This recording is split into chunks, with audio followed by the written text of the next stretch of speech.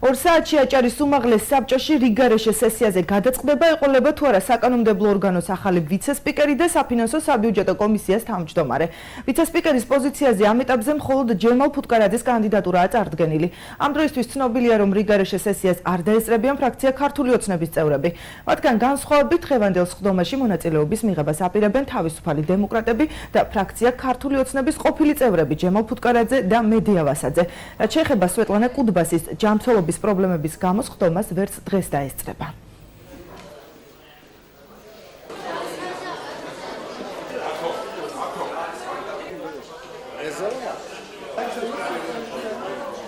უმაღლეს საბჭოს 8 წევრის ხელმოწერით ჩვენ მოვითხოვეთ რიგარეშე სხდომის გამართვა იმ დღის წესრიგით, რომელიც წარმოდგენილია და მე ვფიქრობ, არავის არ უნდა ათქმევოს უმაღლეს საბჭონა, განსაკუთრებით ჩვენ არ ვათქმევთ არავის, რომ ის ადამიანები, რომლებიც თანამდებობაზე აღარ არიან, ნაცვლად იმისა, რომ სხდომა ჩატარდეს და ნაცვლად იმისა, რომ რაც შეიძლება მალე დაკომპლექტდეს ვაკანტურ თანამდებობებზე დაინიშნონ ადამიანები, ხელს უშლიან ამ პროცესს. ამ სხდომას ვესწრებით თავისუფალი დემოკრატები.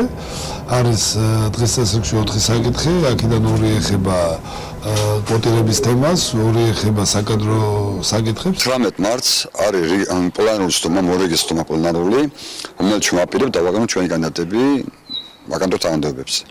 რაც შეეხება დღევანდელ სხდომას, ვთქვით, რომ 6 წლის ადრე სხდომის მოწვევა არ იყო აუცილებელი და მაშინ ვხედავთ აუცილებლობას, ამიტომ კოალიცია ქართული ოცნება ამ სხდომას არ დაესწრება. თავმჯდომარე ვალდებული იყო სხდომა მოეწვია, თავმჯდომარე გაუძღვება სხდომას. ჩვენ ვთვლით, რომ ეს არის ნაცნობრობის მოწყობილი პერიოდი შოუ, არაფერი აუცილებლობა არ იყო იმაში, რომ დღეს 19-ში გვაქვს სხდომა. და რა ვითარება ამ დროისათვის აჭარის უმაღლეს საბჭოში და რა განცხადებებს აკეთებენ დეპუტატების სხდომის დაწყებამდე 2 საათით ადრე სატელეფონო ხაზზე საკანონმდებლო ორგანოდან ჩვენი კორესპონდენტი ლანა ძაძამია გვერდება. მოგესალმები ლანა, გისმენ. გამარჯობა თამილა. დიახ, ერთი ნაციონალური მოძრაობის წევრები აპირებენ სხდომაზე დასწრებას და ისინი აცხადებენ, რომ მიიღებენ იმ გადაწყვეტილებას სხდომაზე, რომელიც რეგიონის განვითარებისათვის იქნება მნიშვნელოვანი. პეტრე ზამბახიძის თქმით, ნაციონალური მოძრაობა საკუთარი რიგებიდან კანდიდატს არ დაასახელებს, თუმცა კონსტიტუციების გავლის და კანდიდატურების შეჯერების შემდეგ არც იმას გამორიცხავენ, რომ მათ რომელიმე სხვა დეპუტატი წარადგინონ ვაკანტურ პოზიციებზე. დავით ბასიკაძე და ალექსანდრე ჩიტიშვილის ხელმეორე წარდგენას კი ნაციონალურ მოძრაობაში მხარდაჭერას არ აპირებენ.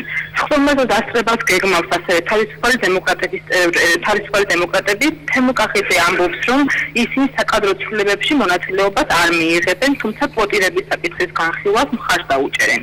ასევე შეგახსენებთ, რომ დღემდე და ამ დრომდე მხოლოდ ვაკანტურ პოზიციებზე მხოლოდ ჯემალ ფუტკარაძეა წარდგენილი ვიცე-სპიკერის დავით ბასიკაძის ნაცვლად. დანარჩენი საფინანსო საბიუჯეტო კომისიის თავმჯდომარის პოზიცია კი ამ დრომდე ვაკანტურია. რაც შეეხება ქალბატონ სვეტლანა კუდბას, რომლის დასწრებას ალბათ გადამწყვეტი იქნება დღევანდელ სხდომაზეც, დაესწრება თუ არა ჯერჯერობით უცნობია. თუმცა ცნობილია მხოლოდ ის, რომ ქალბატონი სვეტლანა ჯანმრთელობის მდგომარეობის გავარესების გამო საავადმყოფოში იმყოფება. მადლობა ლანა, მე მაყურებელს შევახსენე პირდაპირ ეთერში საკანონმდებლო ორგანოდან ჩვენი კორესპონდენტი ლანა ძაძამია საუბრობდა, როგორ განვითარდება მოვლენები უმაღლეს საბჭოში, ამას ჩვენი გამოშვებიდან 17 საათზე შეიტყობთ.